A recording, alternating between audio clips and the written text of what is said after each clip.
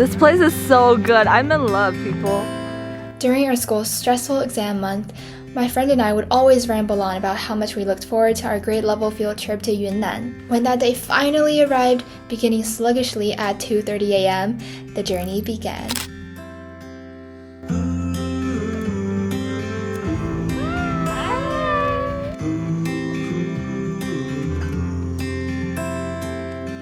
Yunnan, written in Chinese, looks like this. The first character here means cloud, which cannot be a more befitting word to call this vibrant province. I've been to other parts of Yunnan before, and the breathtaking clouds here has always been the first to fascinate me after arrival, as brilliant as the world on the ground. The altitude here is about 2,000 meters above sea level, a little high for us coming from Beijing, which might cause our internal organs to tumble a bit due to the lack of oxygen. However, as my friend and fellow Star Wars fan Lynette and I said, we were ground walking solo on the Lando, and our organa are okay, even though it's really high bar. Yeah. However, our organa were in fact ravenous, and I finally comprehended the utter delightfulness of Yunnan cuisine.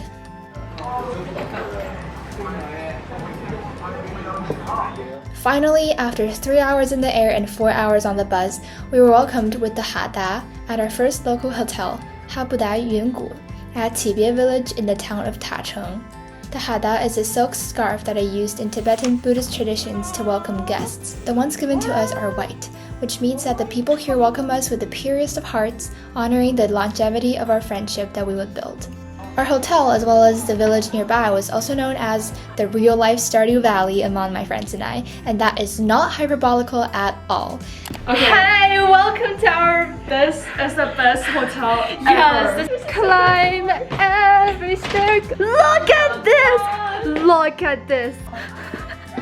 Guys, this is the best place ever! It's so good!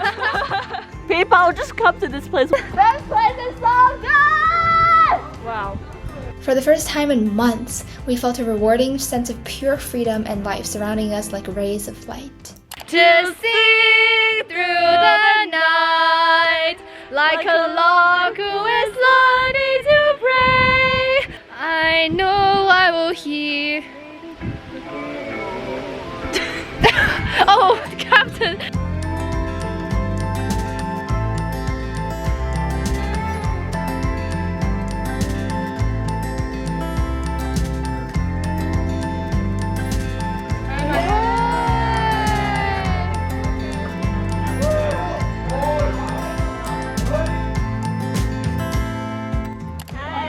Thoughts about today? Super.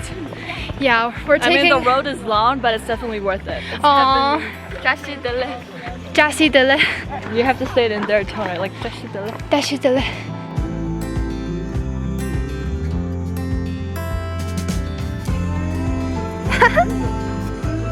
Can't believe this.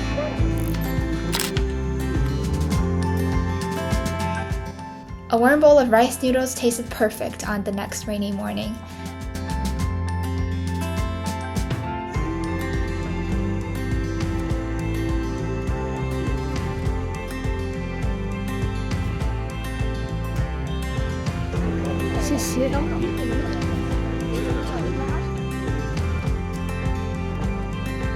After a brief ritual for blessings, we headed to a national first-class protected plant, the largest ginkgo tree I've ever seen.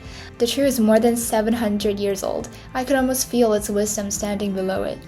Our main destinations that day were two villages in which we would meet people of two different ethnic minorities, the Nasi and the Lisu. The Nasi people greeted us with vibrant attires and sincere smiles, and taught us how to make soybean milk and rice cakes. I was captivated by the Nasi ladies. They were so elegant and cozy, and at the same time so skilled in making these foods and handcrafts. We're definitely not the first group of tourists they've encountered, but their patient smiles never wavered. Guys,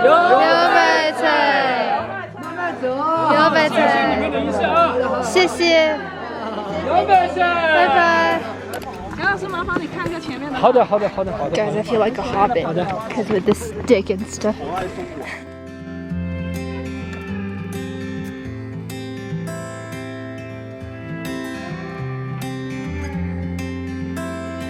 We helped with chores at the Lisu village. Our group was tasked to remove corn kernels, which was quite satisfying to me. The Lisu people welcomed us with song. Their voices were all so sharp, melodious, enthusiastic, and powerful together as a group.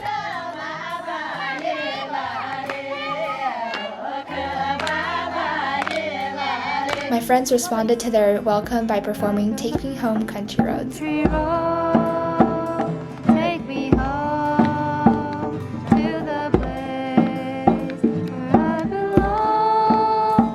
The most heartwarming part was that these people seemed genuinely happy to see us. The kids from the city, the friends from Beijing.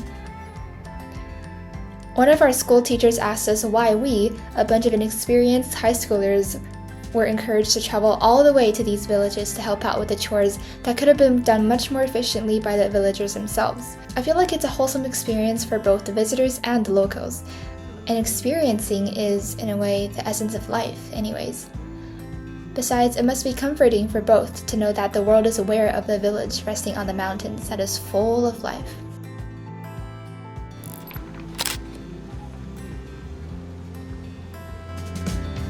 Good morning.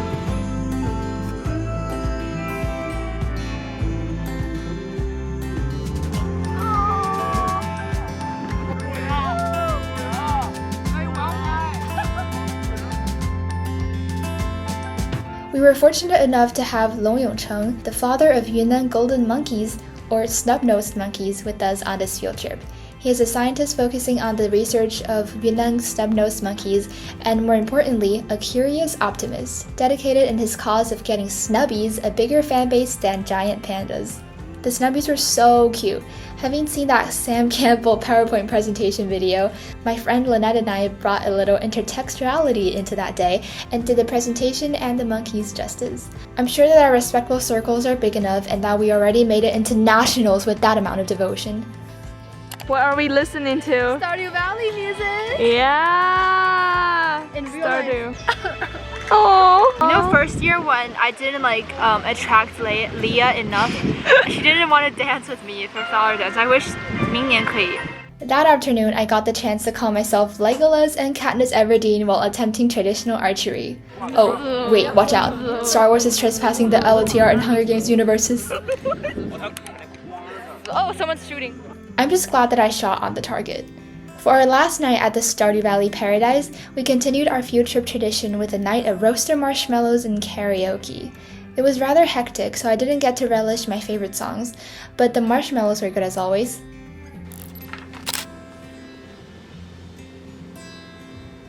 It was time to say goodbye to Stardew Valley Paradise and desidele to Shangri-La.